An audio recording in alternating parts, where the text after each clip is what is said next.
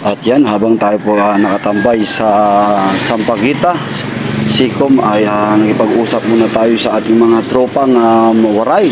Ayan, dito po sa Sampaguita mga Kaputo Vlogs, at ayan ang ating kaibigan na waray mga kapatid. Ayan, at talagang itong ating kaibigang waray talagang mahilig po talaga magkwento yan mga Kaputo Vlogs.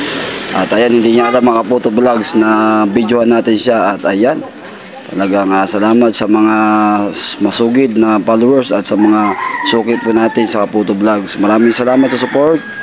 To God be the glory. Tatakpan na natin sinabi. Baka pati ako madali eh. Mainog no?